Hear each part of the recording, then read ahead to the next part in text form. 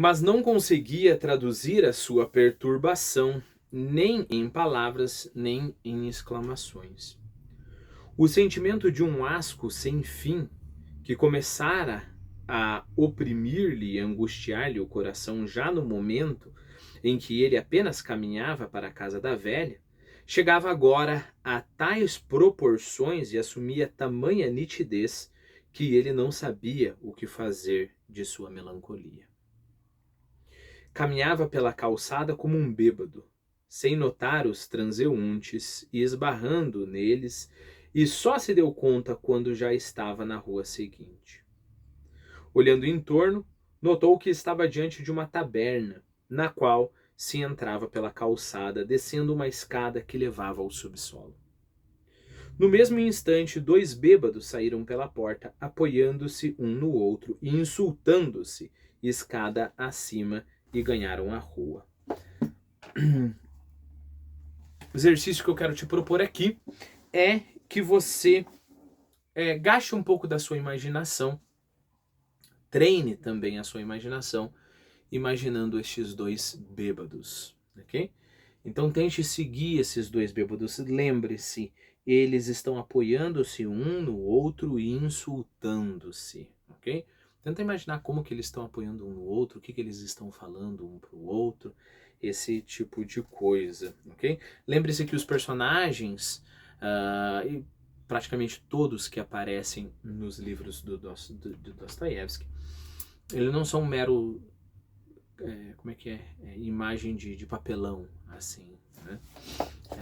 Então, dá para pensar que se Dostoiévski, ou o narrador de Dostoiévski, se você preferir, colocou esses dois bêbados, só passando pelo nosso personagem, por Raskolnikov, só passando, é porque Dostoiévski imaginou esses dois bêbados, ok? Então, o exercício que eu estou te propondo aqui é fazer a mesma coisa que Dostoiévski deve ter feito quando ele escreveu Crime e Castigo. Imagine esses dois bêbados, ok? A propósito, por gentileza, se inscreva no canal se você não é inscrito. Compartilhe o vídeo, indique o canal para que eu possa tentar viver disso daqui e produzir muito mais vídeos. No mesmo instante, dois bêbados saíram pela porta, apoiando-se um no outro e insultando-se. E, escada acima, ganharam a rua. Sem pensar muito, Raskolnikov desceu. Até então nunca havia entrado numa taberna, mas agora estava tonto e ainda por cima uma sede abrasadora o atormentava. Queria tomar cerveja gelada, ainda mais porque ligava sua repentina fraqueza ao fato de estar faminto. Ligava a sua repentina fraqueza ao fato de estar faminto. A pergunta que eu faço para você é: você acha que é isso mesmo? Por que sim ou por que não? Ok? Pausa esse vídeo e tenta responder essa pergunta, né? Eu espero que você tenha feito o exercício. Não, né? Certamente que não. Ele estava com fome já há alguns dias, né? Não que a fome não estivesse lá, não que a fraqueza não estivesse lá, mas lembre-se, quando você está se preparando para uma grande situação, o teu corpo ele pega energia da onde não tem, né? Então acontece, eu lembro quando eu comecei a dar aula, né? A gente era assistido pelo franqueador lá do Rio de Janeiro. E eu lembro que era difícil de comer, né? Porque eles iam analisar minha aula. E eu tinha toda uma energia que ia se concentrando assim em mim. E depois que eu assistia, dava aquele relaxamento e até um certo tipo de fraqueza, né? Mais ou menos como aquele cara que numa situação lá, o cara tá andando na rua, aparece um bandido e ele tem que correr do bandido ou correr atrás do bandido, se nós tivermos mais sorte. E o cara corre, vai, briga, bate, etc, etc. E depois que ele nota que ele está exausto, demora um tempinho para ele notar. Lembre-se, Raskolnikov, ele está naquele limbo, digamos assim, ele está naquele meio termo entre eu só estou brincando com isso daqui é só um passatempo ridículo, ou isso daqui é um plano de verdade. quando ele entrou na casa de Aliena Ivanovna, ele pendeu muito mais para isso daqui é real. Então tem isso que eu falei para você e tem o impacto dessa realização, né?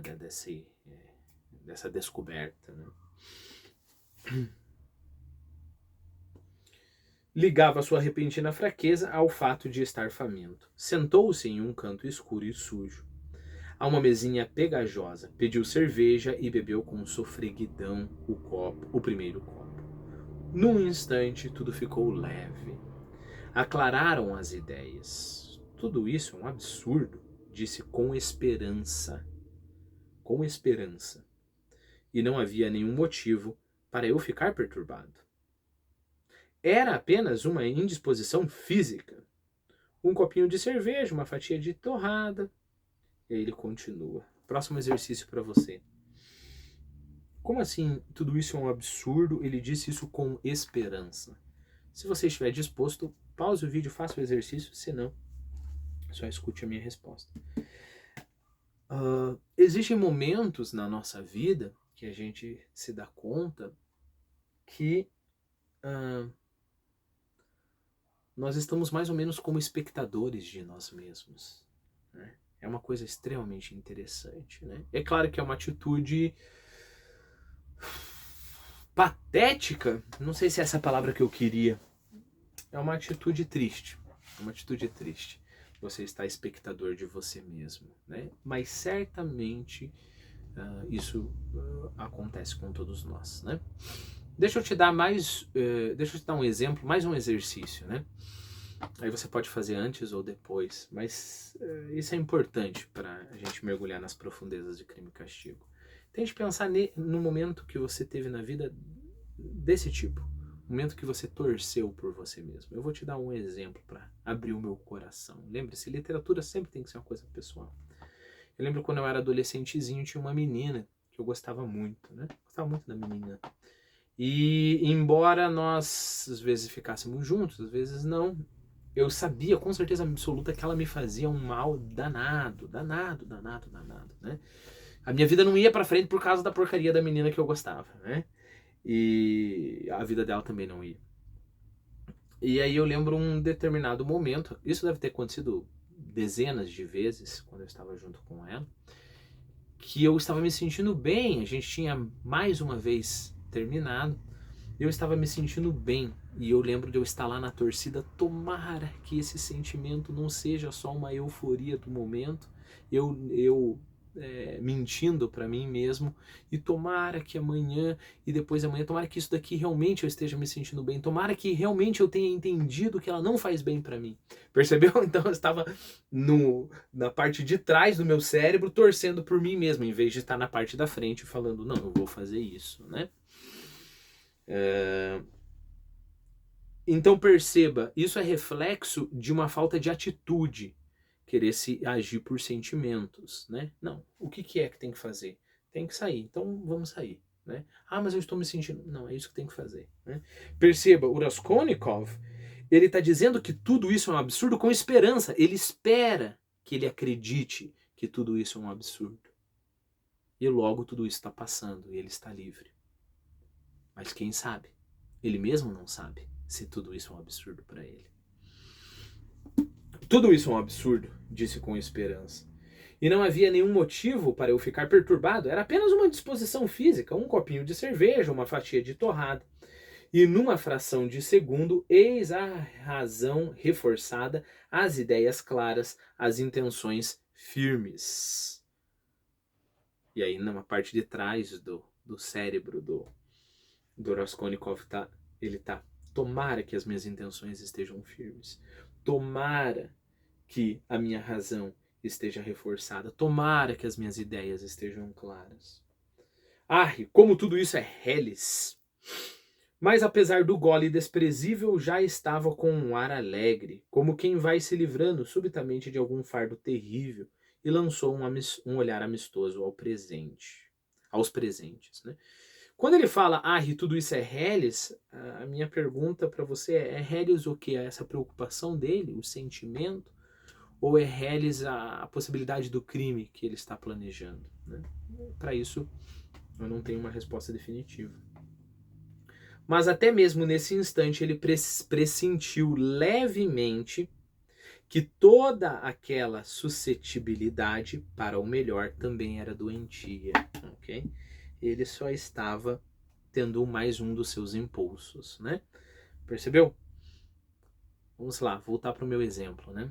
Então eu estava lá falando, puxa, finalmente superei a minha namoradinha, né? Agora eu vou conseguir seguir com a minha vida. Mas tinha uma parte de mim, uma parte mais sábia de mim, que falava, Thiago, isso aí é euforia, isso daí é você mentindo para você mesmo. Você vai ver amanhã, você vai estar sofrendo por ela. E você vai ver que daqui uma semana você vai estar ligando para ela. Okay? Então é mais ou menos isso daqui que está acontecendo. Lembre-se, ache o teu exemplo, ok? Ache o teu exemplo pessoal para fazer o que eu estou fazendo aqui. Então ele pressentiu levemente que toda aquela suscetibilidade para o melhor também era doentia. Àquela altura já restava pouca gente na taberna. Além dos 2 bêbados que ele encontrara na escola, tinha saído em seguida e de uma só vez um bando inteiro, umas 5 pessoas, levando uma moça e um acordeão. Com a saída deles, o ambiente ficou tranquilo e amplo. Permaneceram um homem levemente embriagado, de aspecto pequeno burguês, sentado diante de uma garrafa de cerveja, seu colega grandalhão e gordo, barba grisalha de sibirka. Sibirka, tem aqui uma notinha do tradutor, é veste superior russo de tecido em forma de cafetã e franzida na cintura. Então, um grandalhão gordo, barba grisalha, de sibirca, bastante embriagado, cochilava em um banco e de quando em quando começava a estalar de repente os dedos, como se estivesse entre meio adormecido e meio acordado, de braços abertos, sacudindo a parte superior do tronco, sem se levantar do banco, e ainda cantando um disparate qualquer, e tentando rememorar os seus versos, que eram mais ou menos assim. Afaguei minha mulher um ano inteiro, afaguei minha mulher um ano inteiro.